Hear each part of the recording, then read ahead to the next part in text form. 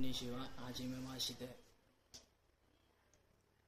いよいよお世話になります。私はチャイタワンと申します。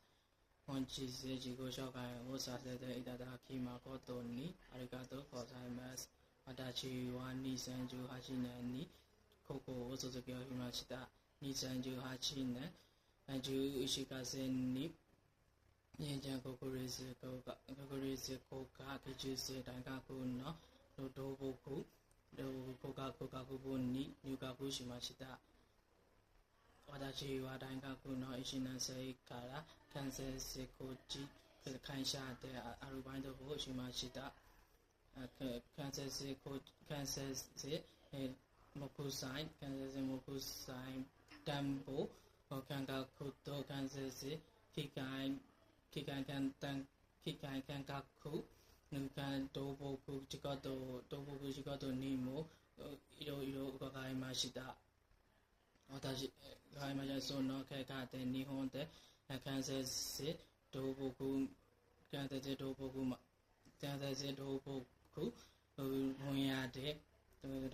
野で第一希望あると心から思うようになりました。私は記者で日本の建設工事仕事にぜひ取り組みたいです。学生時代でアルバイトとして生活や経験を支えるインフラ整備と働きました。これから日本でこそ分類を働きながら学びたいです。特に興味があるのは鉄筋コンクリート作りや鉄筋コンクリートのこれなどの技術者になるまで頑張ります。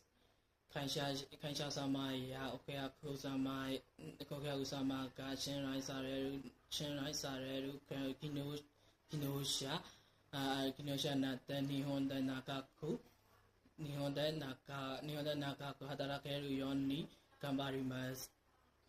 မြန်မာで大学を途中でやめられて日本のインターンシップ留学プログラムを経由してから記者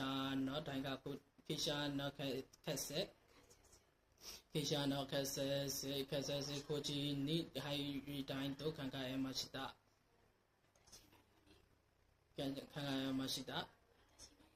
私のように若い土木工科生に向けてこの制度で指導すれ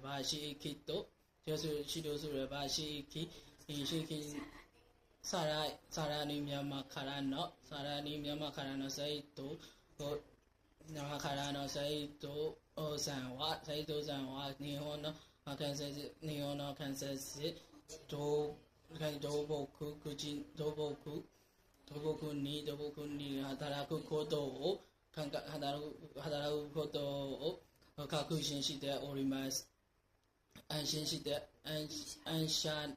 の将来は建設分野独的の2号までに働きたいと強く思っています。